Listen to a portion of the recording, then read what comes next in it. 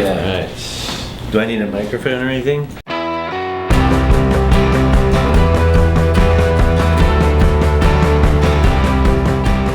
So congratulations on the new album. Thank you. It's really good. Thank you. Very good. I've been listening to it a lot.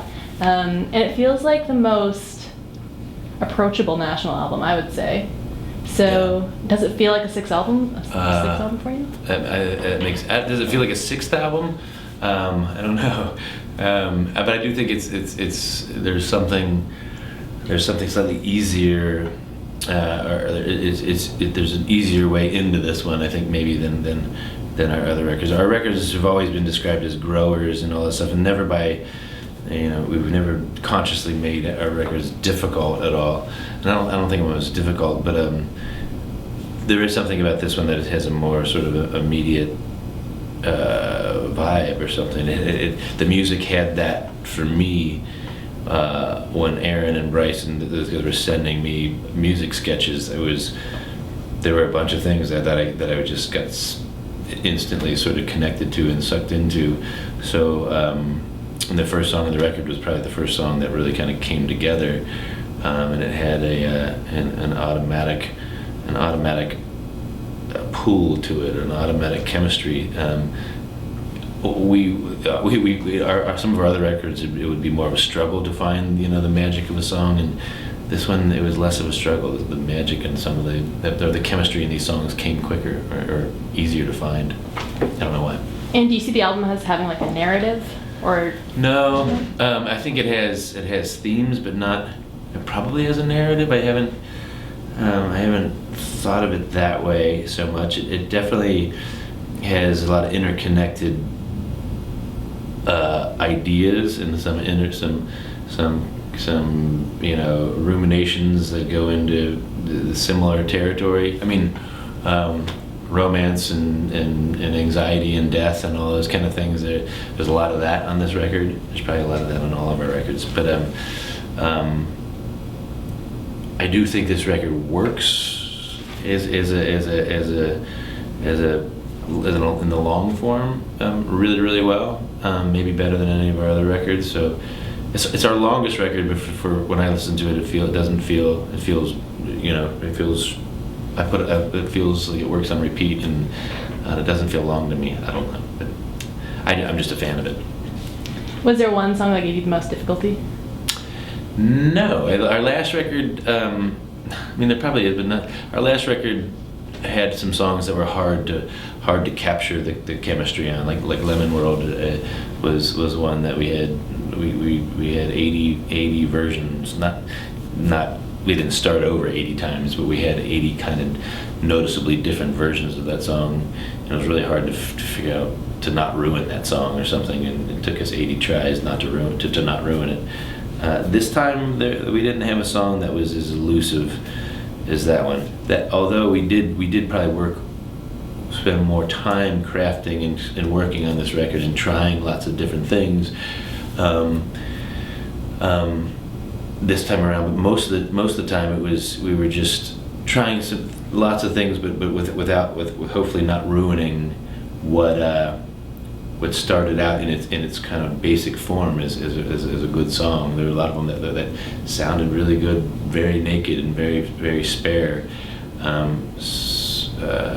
So it was the attempt to develop and add more dimension without ruining its initial glow, and so we worked really hard, but I can't say that this one was fraught with as much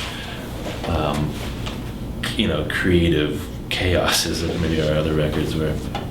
Which is interesting, because like this is the record where you have a kid, other members of the band have children, and I was reading that to take a break from taking care of kids, they'd go in like the back and work on a song and then send you the idea, like as rough as you might first have heard it. Like, how did that change the process? I think we put our band in perspective. I think having kids and stuff, where it was a combination of that, and also with High Violet we'd kind of gotten somewhere where I think we didn't have to prove the fact that we deserved to be a band or something anymore. That we've always had a lot of insecurity over the years. Probably it comes from putting out our record the first year that the Strokes put out their first record, and that always, the difference between us and the Strokes was always something that we were, acutely aware of. And we've been being a huge fan of the Strokes and like how they managed to write such brilliant, effortless music. When for us it was such a struggle to write music that we liked or that we didn't hate. But this, I think we finally relaxed about that, and with this record, like you said, like having kids made us realize that the band's not the most important thing in our lives.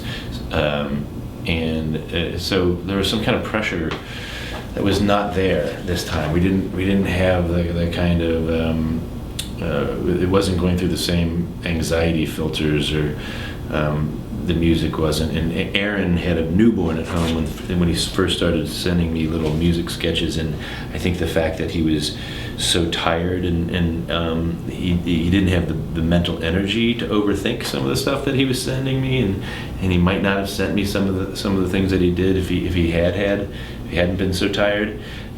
So there was some sort of automatic and instant inherent emotional chemistry to the music he was sending me that it sucked me in right away.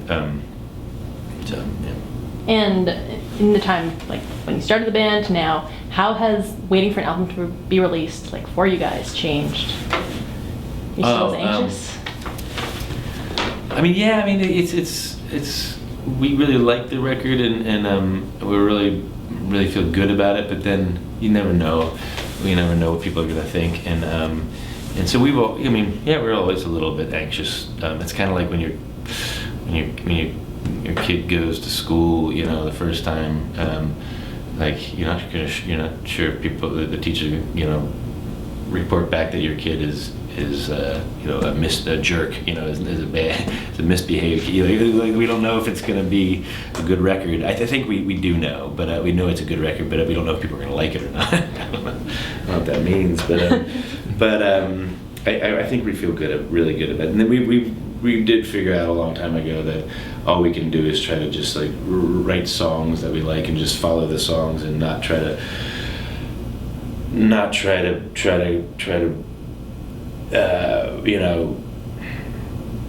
think about what people are expecting or wanting from us, or not trying to chase something other than just our own sort of feelings about the songs, and reacting to what people whether they might like it or not is it doesn't really help you figure out anything. That's never helped us write better songs by trying to predict what people are going to like or not like. We just have to kind of, like I was saying, chase the song, and at least I think we have a good sense of recognizing when a song has some kind of magic or chemistry to it. We can follow that. We can see it and we can follow it. We often ruin it, but we're aware of when we ruin a song's magic, and so we have the patience to go back and try to find it again. So, because you played it on Jimmy Fallon a little bit. Yeah. And the comments I was reading on it was that it reminds a lot of people of Sufjan Stevens. Oh, really? Yeah, that's people were saying. There's one. Well, I have not read any of the comments. I learned not to read comments on anything ever. But that song's actually been around for a while. We've played it. We've played a version of it a number of times in different ways. There's a moment though where the voicing of the chords changes towards the later third of that song, and that was Sufjan Stevens' idea. That was his idea, and so the color of it shifts from blue to green all of a sudden, and back to blue, and the green was him. It was his. Yeah, he's been a friend and a collaborator of ours for a long time, and he lives right around the corner from where our studio is, and so he's always in there. And so is Richard Reed Perry and Annie Clark and Sharon Van Etten. And this time we were lucky to Nona Marie Envy from the band Dark Dark Dark sang in a bunch of songs, and so we're really lucky that we steal a lot of other people's talent and repurpose it for our own and take all the credit and money. I also like that you managed to drop in references to this Let mine? It Be. Yes. I think it is. Oh, no. I'm drinking your water. Right? Just try to stop. It's great B-roll. Oh, sorry, go ahead. You dropped in references to Let It Be and Nirvana's Nevermind, Uh-huh. which just seemed, I don't know, like what? Where did that come from? And that's on the song Don't Swallow the Cap. Yeah, Don't Swallow the Cap, which I'm not sure what Don't Swallow the Cap means. Guns, drinking alcohol. There's a lot of different, Tennessee Williams. a lot of different interpretations, which I'm not sure which one is the right one anymore. But but yeah, Let It Be, Don't and Nevermind are two records that I love. They're also records with a lot of kind of sadness attached to them, and for different reasons, and they also happen to fit rhythmically and with the number of syllables and the way their rhythm works identically. Nevermind, Let It Be, or I needed that rhythm for that. So I tried a lot of different records, and those are the ones that felt the best. And then later there's another the Bone and Drag, the Morrissey hits collection. Also worked really well, and another song, and I do have personal connections to all those records, but they're not necessarily my favorite three records. They're some of my favorite records, but yeah. And can you maybe explain to me about This Is the Last Time? That's my favorite song on the album. Can you just talk about what that means? What that's about? Yeah. I mean, I think a lot of it's there's a, we have a tendency to go back and make the same mistakes over and over again, and sometimes that's not necessarily a bad thing. I think there's the character in that is kind of trying to resist being pulled back into maybe a relationship or something, and continue. I keep saying, this is the last time I'm going to do this. This is the last time, but yeah, and then it shifts. It has this whole other shift, and Nona Marie Envy sings on that stuff on the end of that, and it kind of goes into this, like, morphing into these three other moments. It's a kind of a strange song, but I think it's mostly a song about romance, and commitment and sticking with things even though they're flawed, and going back to things, and there's a reason we go back to things, and sometimes it's bad habits, sometimes it's love. I don't know. It's about a lot of things, probably. Sure. I'd have to listen to it again. And do lyrics come easier to you now? Like, are you more cautious about them because you're married to a writer? Well, she's helped with the lyrics since Alligator. Ever since people started caring about our band, she was. So that should tell you something. But I mean, honestly, with this record, I've mostly worried about melody. I think melody is a lot more important than lyrics, and so for this record, I was definitely just melody. That's all I cared about, and then words. A good melody starts to become kind of like flypaper for words, and words start to stick to the melody and rhythms in different ways, and then the later part of the process, I really start to write and craft, and that's the longest and slowest part of it, of figuring out the words that are gonna create these multi-dimensional blurry images, because I think good songs have to be about more than one thing, and it's collagey, but it's not like refrigerator poetry at all. It's but you have to let half of it be stream of consciousness, random, then the other half has to be very cerebral and crafted, and then the third half just has to be weird and stupid. I mean, a writer and a really brilliant performer is a guy named Ethan Lipton, and he voices, like, the song has to have 10%. 10% of it has to be just dumb, otherwise it's annoying. It's like if it doesn't have 10 or 15% of just stupidness in it, it's gonna be annoying. Our songs have a healthy percentage of random stupid stuff in them. It's just, I don't know. I learned a while. I figured out that rock songs you can kind of do whatever you want with, and then interpret it later, maybe. Yeah, I mean, honestly, it takes me. I know what I'm doing, Yeah. but it's I'm not. It's not like this precise thing. It's a blurry collection of stuff that gets shaped into sort of an amoebic approximation of meaning, and then it allows me to kind of interpret it and feel it in different ways afterwards. In a lot of ways, that's REM. I love REM because you're not sure what it's about, and Michael Stipe would say like it doesn't always have to be able to read it, it has to feel. It has to seem like it's about something. It has to seem like it's it has to make you understand it on a less on a concrete level, but more on an emotional level. It's like an emotional understanding or something. I had no idea what he was talking about. Okay, so the album's called Trouble Will Find Me. Yeah. What, as a kid, do you remember the most amount of trouble you ever gotten?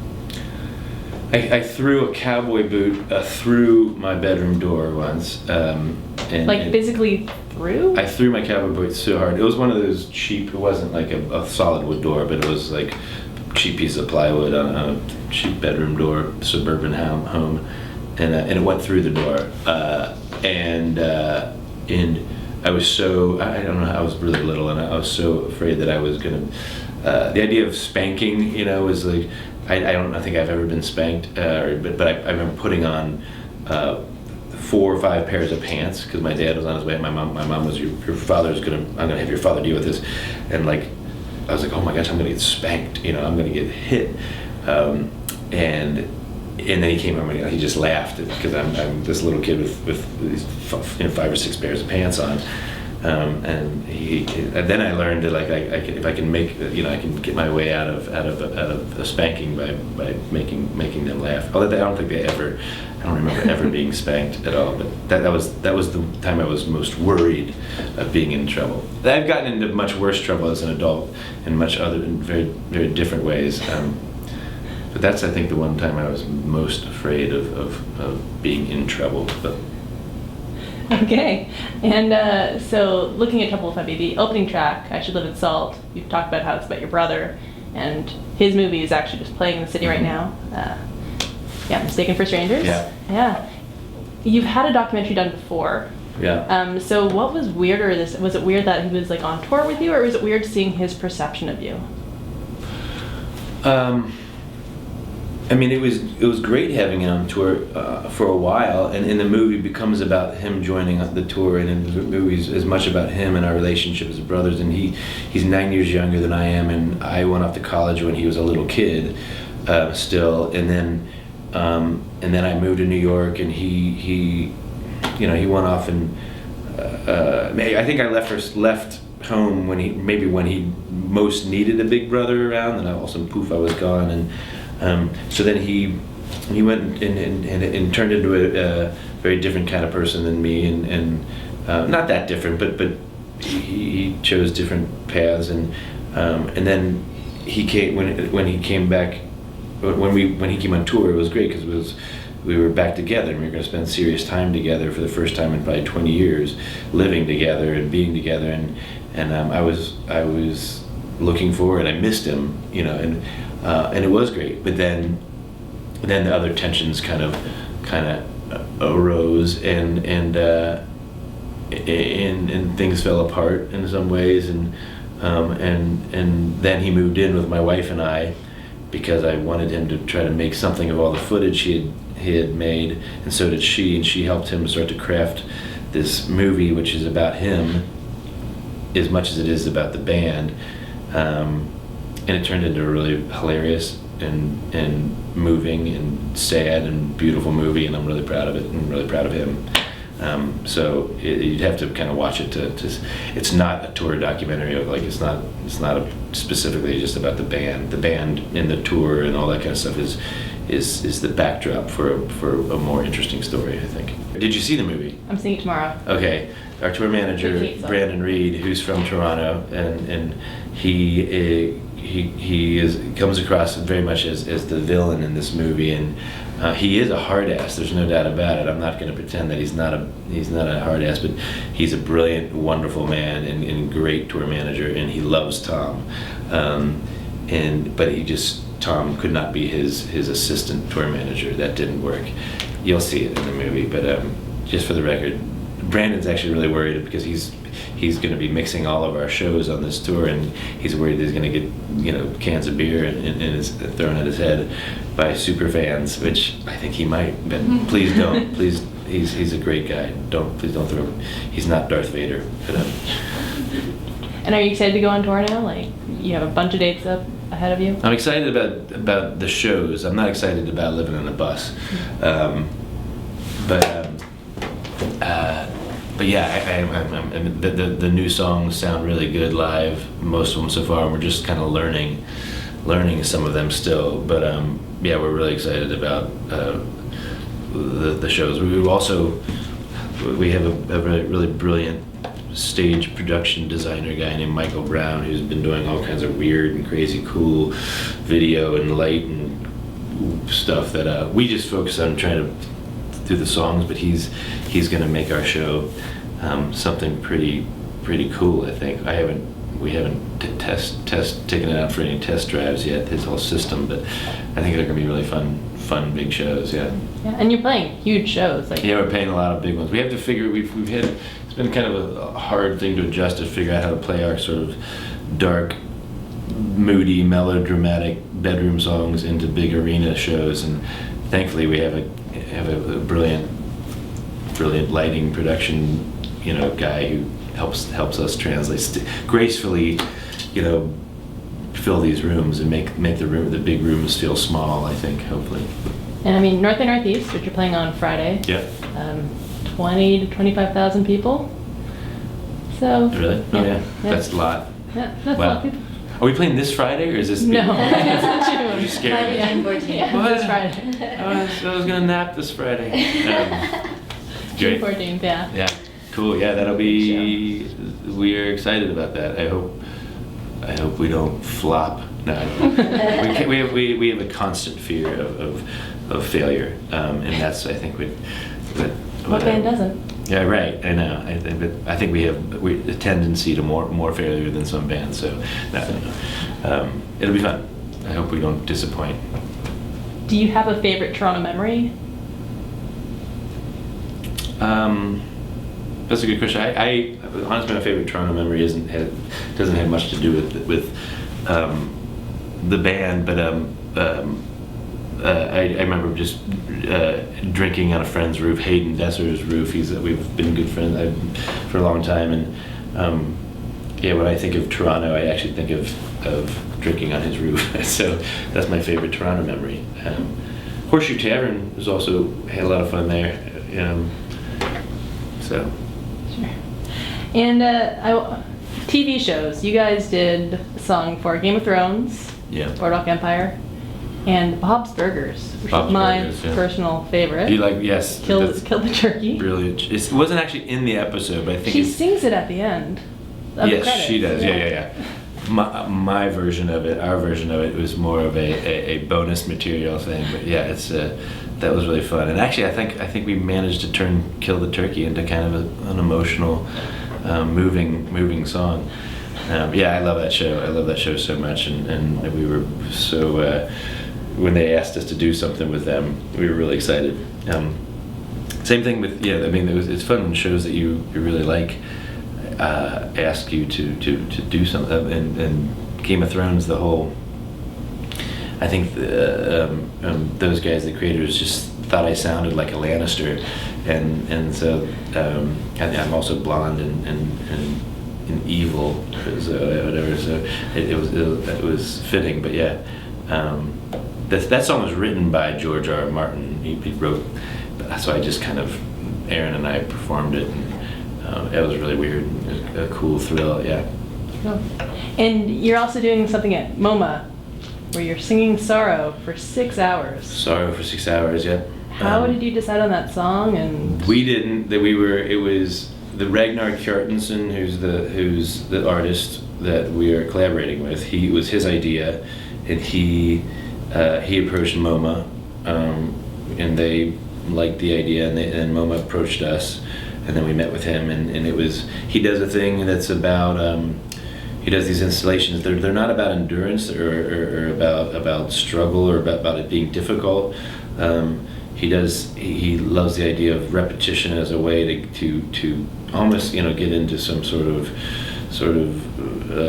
you know, like a prayer is sometimes like doing the rosary, or like, you know, a mantra, or that Zen state you get into with repetition, and that's what his stuff is about, and that kind of weird euphoric place that you can get to, and but yeah, we don't know how it'll be.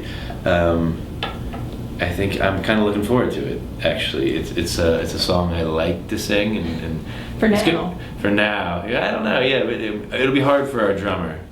It's 16th notes, which you know, 15 minutes of just 16th notes could probably ruin him. So I think he's going to change things up a little bit, so as not to Maybe switch instruments, like maybe he'll sing and you can play drums? No, I think one of the things that he wants us to do is he wants us to kind of do it the same way, you know, over and over. It's not about like jamming it out or changing it up or reimagining the song. He doesn't want us to hurt ourselves, but it's about the repetition of the same thing, you know, which makes it simpler. We'll see. Ask me 4 hours into it how it's going. I don't know. Sure. And is your daughter a fan of the National? She's 4. Anything that she can put on a princess dress and spin around to, you know, and do her version of a pirouette works. And some of our songs work that way. She does. Actually, the song we did for the cover we did for Boardwalk Empire, she loves that one. I'll See You in My Dreams. That one is her favorite National song. I'm like, I didn't write that one. She doesn't care.